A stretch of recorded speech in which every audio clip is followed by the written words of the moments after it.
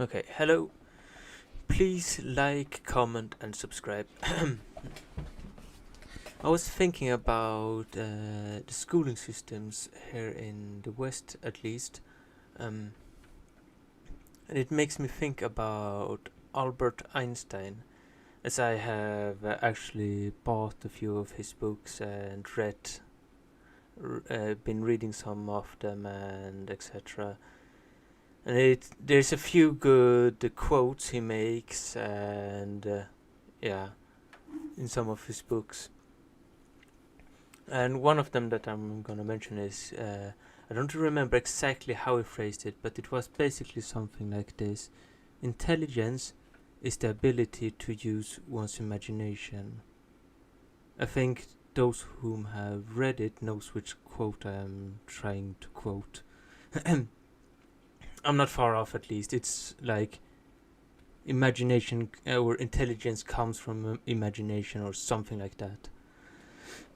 So, in other words, it is relative to ingenuity. Like intelligence and ingenuity are very close to each other. Like the ability to imagine something and create something out of it. And when I think about this in relevance to the schooling system, it is like many say this, that a student is a mind that a teacher needs to fill. And I think that in some way this contradicts what Albert Einstein said or wrote there. If a person are to be free, or rather, if they are supposed to be able to be free to use their imagination and ingenuity, then their mind need to be free to do so. Let's put it like this: if you are in a room, it is a lot easier to move freely within that room if it is not filled with a lot of boxes. That's maybe a way I can phrase it. So, if you want creativity, your mind needs to play the space for that creativity. You cannot fill it with whatever you need to be thinking, whatever, because if you tell someone this is what you need to think, then they won't have the space for imagination. So the idea of filling a mind is actually contradictory towards imagination, towards intelligence in that manner. So seeing the schooling system from that perspective is degenerate. Like it's a degenerate system, as it does not respect the educational values of one of our greatest and most accomplished minds ever. We can also go towards the teachings of Plato and Socrates, as they said, think for yourself. So in this regard, filling someone's mind is contradictory to some of our oldest teachings even.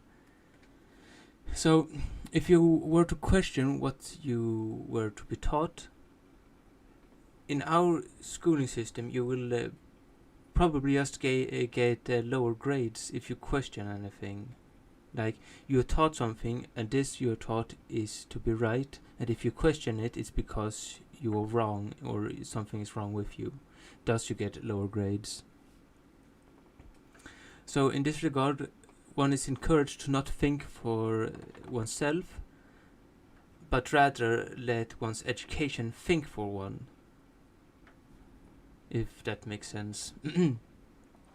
So this is the mindset that education actually is encouraging, which goes against Plato and Socrates' teachings. Even if the meaning behind it is that filling one's mind is based around knowledge, which may be the more realistic meaning to it, and which in a sense is not incorrect. The part that is incorrect is reliance on knowledge in this manner. Like, you cannot question it, etc. So I'm gonna quote another one, probably most known quote from Socrates. True wisdom is to know that you do not know. Knowledge is valuable, but wisdom is invaluable, is what I would say on top of that. Because no one can question the importance behind the knowledge, but the statement is true wisdom outweighs knowledge. So our education should not be based around knowledge, it should be based around our wisdom. Knowledge comes afterwards, and knowledge is only a luminous thing. We can never truly ascertain knowledge, because we find out one thing to be true, and the next day we realize that's not true. That's also something Albert Einstein said, that when he were to go to teach his students, he were to tell them one thing one day, and the next day he was going to tell them something else, because what he learned the past day wasn't correct. So knowledge is not something concrete, it is something fluid, it changes. It's the same thing when we once upon a time thought that the earth was flat. And now we don't think that anymore. Now our knowledge tells us something else. So that's why wisdom is more important than knowledge. This is not something the school teaches us. In fact, the school teaches us something contradictory towards this. Everything our ancestor has taught us based around this kind of understanding, this is something the schooling system is contradicting. In this sense, our current schooling system is degenerate. So let's say we have a student. This student can solve every single problems. Let's say it's mathematics. It can be something else. I don't know any other concrete subject right now, so I'm gonna say, let's say it's mathematics, and the person solves every single problem. This is probably the most ordinary one, mathematics, that people have problem with this subject within school. Not because they have problems solving the problems, but because the school is requiring something from them which is outside the problem. If you understand what I'm saying, that it's not just solving the problem, it's more than that, which is in a realistic sense actually unrational, like unreasonable. Like a scientist's job is to solve problems. That's the primary reason to exist, reason to do their work, is to solve problems. So let's continue. But let's say the student who solves every problem, they fail the subject regardless, for they do not apply the teachings that was taught. Like, you're taught to do something special within mathematics. You are taught to write down your calculations, or taught to do it in a certain manner if you doesn't do it in the right manner, etc. You're taught something. It's not just enough with solving the problem, which in reality is everything that it is enough. Like,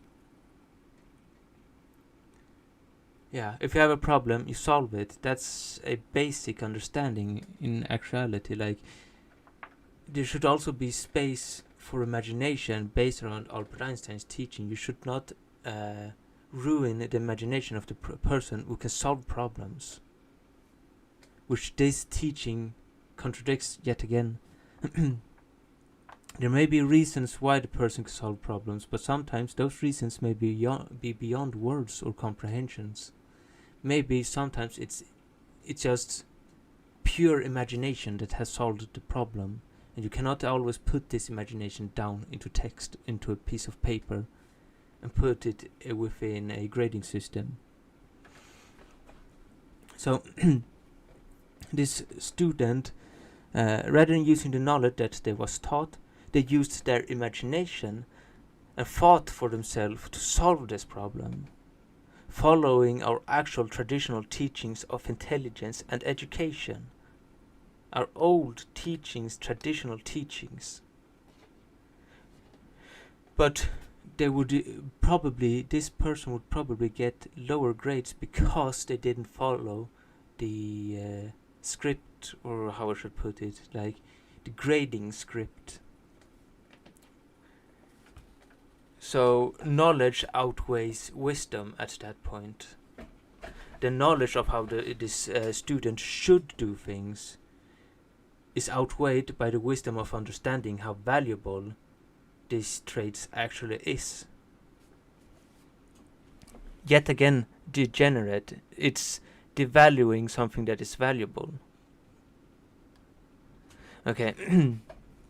So, to some extent, this is kind of similar to brainwashing, actually. The modern schooling system teaches us to follow this script and stop thinking for ourselves, allowing the education to think for us. And in this process, we lose our imagination, ingenuity, and our ability to think for ourselves, which is important for any kind of intelligence or wisdom. So in this regard, any kind of ingenuity becomes more rare, and I think it is obvious anywhere you look in within society today, ingenuity becomes more and more rare. Like originality and etc., it becomes more rare, and it's also because of this that ingenuity is actually dying out. We are relying on something that is degenerate. So going back to Albert Einstein, all of this is what he would define as intelligence, and our schooling system teaches us to not rely on it. So ingenuity, wisdom, and imagination, these traits is kind of what Albert Einstein defined as being intelligence, or define maybe is a harsh word, because you shouldn't, like, nothing should be so concrete. It should be more fluid, like accepting things for what it is, trying to force it to be something. So thus, I think saying the word define is not the correct, but yeah, this is what he explained intelligence to be. And our schooling system teaches us to not rely on it. Yeah. So, how are we going to be able to think of that which we cannot know? Like, we know something now, but how did we know this before we knew it? Like, let's say that now we do not know something. How do we know that which we do not know? If we don't have the imagination to think of that which we do not know. Maybe that was a bit complicated, but I hope that what I just said could be followed.